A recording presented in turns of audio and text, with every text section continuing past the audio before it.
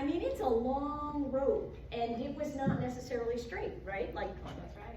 she's gonna tell us a little bit about some of the lessons that she learned, because there are some good ones. One of her favorites is, there's always another door that's going to open, and something fabulous is right around the corner. It always is, you just have to like, keep going, keep going. So she lives in Darien, and if she had been up there when you were doing the questions, she would have had to go over on the, do you have any animals? Because she has 10 chickens, 2 kids, a dog, what else? 2 cats. And 2 cats. She's got a lot going on. I overloaded during COVID. And you had good eggs. Right, yeah. She lives in Darien with her husband. She has a practice there, and she has a practice in New York City. And she does this really cool kind of pop-up tweens. What do you call it? Like a Tween pop-ups. tweens pop-up, where kids can get together and they work on their social emotional development without knowing that they're working on it. Is that That's correct? exactly right. And Yep. I understand you might have a book coming out. So, next fall. She's got a book. Did I tell you guys that? Liz mentioned that too. I don't remember telling anyone. Well, you know. Usually I'm a little quiet about that. Well, I'm just calling it right out now, and she's gonna tell us when it comes out. So, without further ado, I'm gonna pull up your deck, Thank you. if I can find it. There it is. And we're really grateful for you being here. It's such a pleasure. Thank you. Would you like the clicker to, or, I can do a button. okay. Button it up right there. Okay. Take it away. Whoops, hold on. Wait a minute, this is an apple. This is something that's right here. Oh yeah, just do that. Wait, why is it not? Let's do just a check with our Arizona girls. Are you guys There it goes, here? okay. In Arizona, can you Alright. hear us? Yeah? Can you hear us? Can you hear us? I think you I got got it. it. You got it. Now I got it. Alright. Oh, this feels so high. Hi. Hi. So I met with the ladies of Wilton, was that last week or 2 weeks? 2 weeks ago? So I'm happy to be here. I have a 5-year-old girl, and I have a 12-year-old boy. So being in a group of tweens girls is really fun for me, because he is very different than what I remember being a tween. You guys know what a tween is, by the way? Yeah. What is it? When you're between child and teenager. Yeah, so good. So it's basically the 9 to 12-year-old, right? So it's funny, I was using that phrase one day, and I kept talking about it, and finally, like hours into it, one of my son's friends said, "What's a tween?" I'm like, "You're a tween. It's 9 to 12, so you're ahead of the ball." Okay, so I was asking you outside. Hello? Oh, yeah. Do you need that? I think we do, because I need to hear it. As it happens, as we get past, what, Thank you. 35, I'm right there with you. I know the mass, I'm like, what? I asked you all outside, how many women do you think have been either president or prime minister around the world? I got a variety of answers, go ahead. 0, yeah, 90%. 90%, I like Maybe you. 70. Okay, Like 10 to 15. so fascinating, you all went under 30, I don't think anybody went over 30. Girls at home, can we hear you? How many presidents do you think there has been, or prime ministers? What?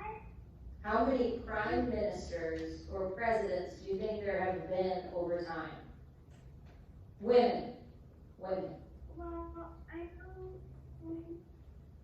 Wait, can you repeat the question? Yeah, You're kind of breaking up. okay. So internet maybe. How many women, president or prime ministers, do you think there have been? There was 0 woman president. That's right, yeah. And there's 1 woman vice president. That's right. So when we look across across the world, over time, prime ministers, right, because some countries have prime ministers, not presidents, we have had 60. There's some trivia you can share with people. 60. And I think the longest, or the first one, was in Sri Lanka in 1960. So there's a little trivia for you. This map shows you which countries have had a female leader. Notice, we're waiting. But you can see other ones around the world. So, I love this group and the idea of this group because it's really promoting you as women. You're going to grow into the big shoes that you have. And that I think is super, super exciting. So I'm going to talk today about some of the things to keep in mind as you grow over your tween years into a teenager and then into an adult woman. Would someone pass these out? Do you mind? Mentors, jump on up.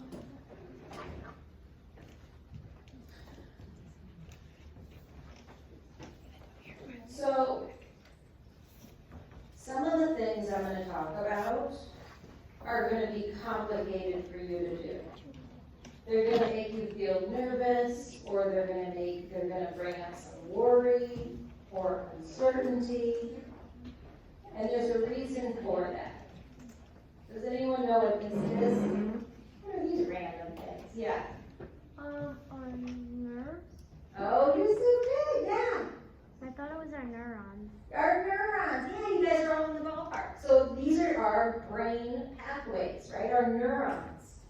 And what happens at your age, 9 to 12, is your brain is flooding with all this new neuron growth. Right? Now, for extra credit, what's a neuron? What does it do? Yeah. It sends message to your brain. Oh my goodness, you're so right. It sends messages in your brain, right? And since your brain is exploding with all these new neurons, you're going to have a couple experiences that are new. So number one, you're going to have new feelings, and a lot of them, and some of them are going to be really, really big. Because you have all this new brain growth going on. And some of it's going to be mind-blowing. You're going to be surprised by it. You might even sometimes be scared by it because it's so fresh and new. Have you experienced that at all yet? Yeah, super normal, and it's okay if you haven't. You'll get there. But it's okay. It's part of growing. So that's one thing you're going to notice. Another thing is you're going to notice others in like full definition. So you're going to notice what the other girls are wearing. You're going to notice how the other girls are talking. You're going to notice who's getting good grades and who's not, who does well in school, and who likes that boy, and who that boy likes, and who's popular, and who's a nerd. You're going to be online with all of that kind of stuff. Do you notice those things? Yes. I watched a show, and this girl was really worried about what people thought of her. And then, she found out that nobody really cares about what other people think. They think about other people. They just think about themselves. Yes. You're going to understand that better in a few years. But right now, you nailed it. That's exactly what happens. You're noticing everybody, so you kind of feel like everybody must notice you. And that's a great example. What show are you watching? Daddy, Danny, and Syllables. Okay. That's exactly what happens. If I see everybody else did good on that test, they must see I didn't do good on that test. That's not quite right, as you and Gabby are finding out, right? Not everybody's like in your business. But it sometimes feels like everybody notices you. And it's really hard to know what to do with all these thoughts and feelings, right? Now, in a couple years, some of the older girls in here, their brain is actually pruning their neuron structures, their neuron pathways, which means what they're using at 9 to 12, the thoughts, the feelings, the coping, the friendships, the study, the chores you're doing. All those things your brain will find easy to access and pull away all the things you don't use. So the older girls, your brain is starting to get more clarity. You're kind of getting a better sense of your feelings. You're kind of getting a better sense that not everybody's looking at you. And maybe you're probably also starting to have some coping skills that you didn't have just a few short years ago. Is that fair? It's still hard. Being a teenager comes with other things. But the brain is on your side. So what we're going to talk about is some things that you can do at your age to help promote confidence and resiliency, to get up and keep going, so when you're older, you've got that good foundation. You've got those pathways in place. All right, are you with me? What do we think? All right, so let's go to the first one. All right, there's going to be 7. Number 1, say your name. Now, when I was growing up, my family called me Mandy. Mandy Boyd. Did you catch that? Everybody said, what was that? How do you spell that? Say that again. What do you mean? Right? It was horribly painful. Every time I had to say my name, I knew it was going to be a whole conversation. It was a really hard name to say and nobody understood. Right? And what happens when you walk in a room and you have a name? You know they're going to ask you 3 times what it means. You know they're going to ask you what. How do you feel? Yeah. Anxious. Of course. And like this did. Right?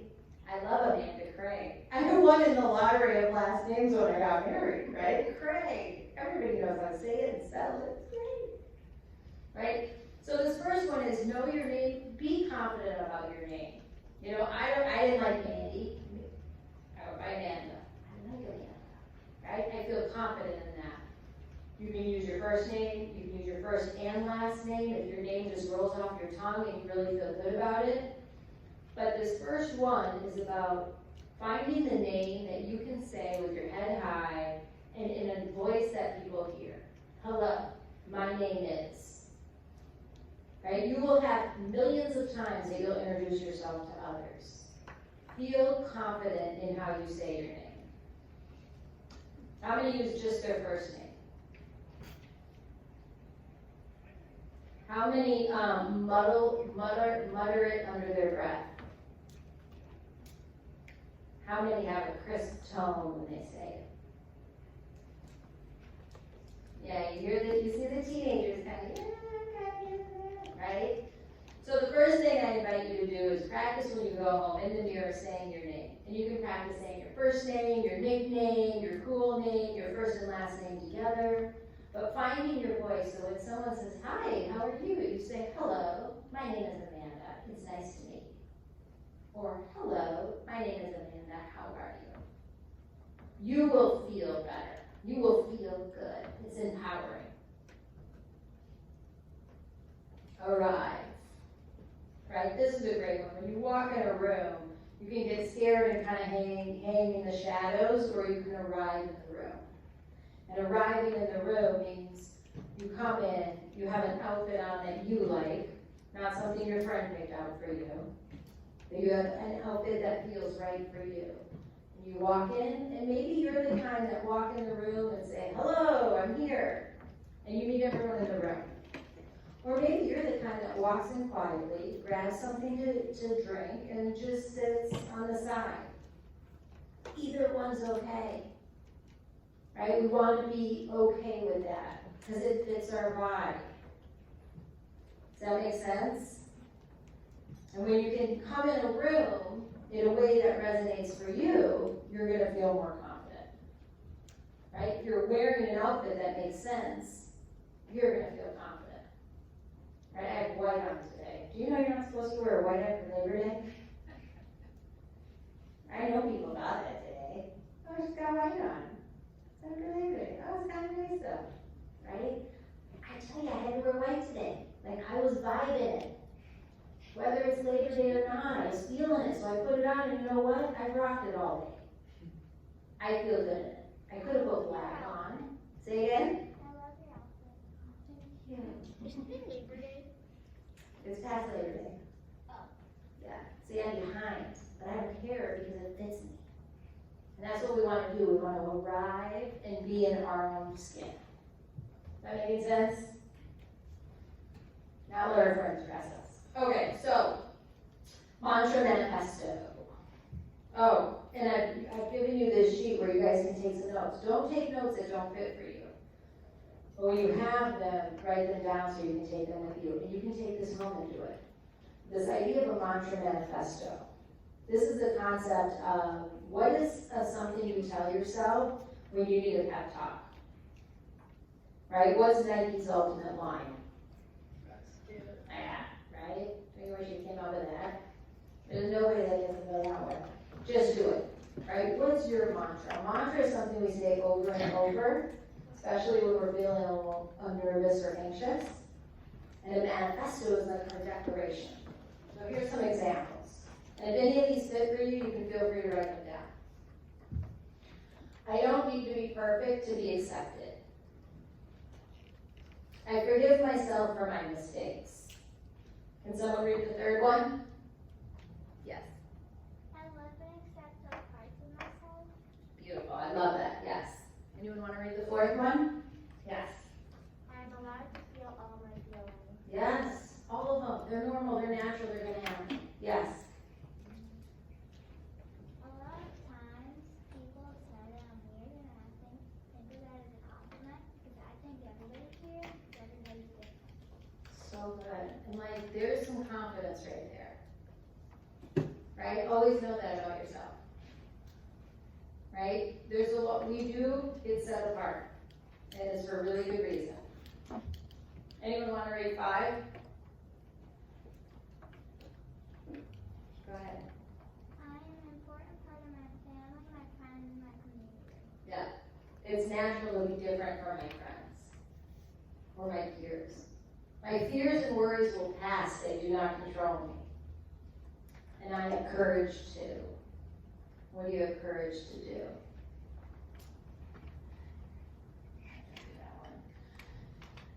You know why we haven't had a woman president yet? Yeah. Oh, maybe it's because back in the 17, 18, 19, women didn't have any, like, they couldn't vote and stuff like that. Yeah, so that held us back. Yeah, good point. I was going to ask what she said because back a long time ago, all the men and stuff thought that girls were only good for cleaning and watching the kids, and that they couldn't have a job or work hard or something. And so some people still think that today. So then, like Hillary Clinton, when she ran, she got because a lot of people think that women can't do stuff because they're girls. Okay, so are women the same as men? You had something in the back? Did one of you? Did they see the hand or no? No? It's okay. I don't want to miss it. So, you two kind of caught on to men have had voting rights and rights to work longer than women have, and that's true. And the other thing is, women don't always support women. Girls aren't always supporting girls. And that's something we need to change. Because if we all supported each other, we would be a force to be reckoned with.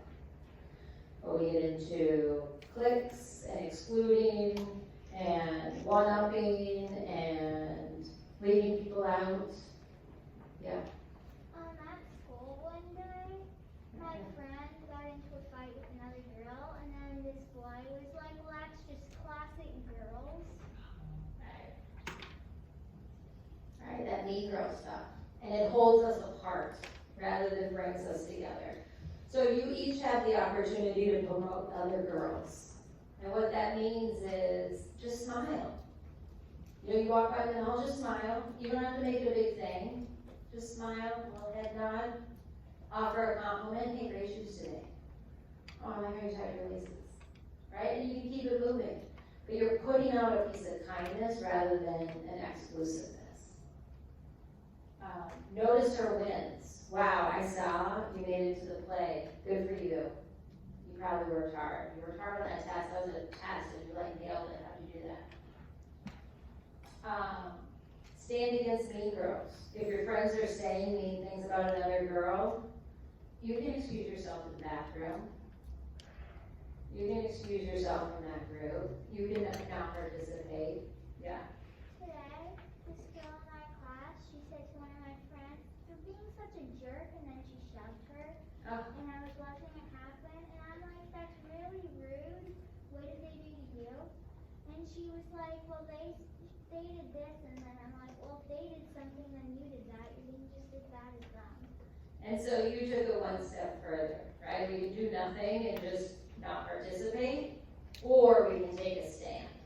And taking a stand is where we promote other girls. We don't really promote each other by being quiet. You know, quiet is better than contributing, but when you stand up for another girl and call it what it is, now you're promoting sisterhood. Okay. Include, and then instead of jealousy, gratitude for differences and admiration for where girls shine. Look for those ways you see other girls doing big things.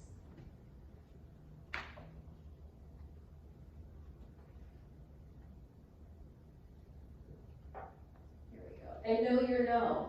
Know how you say no.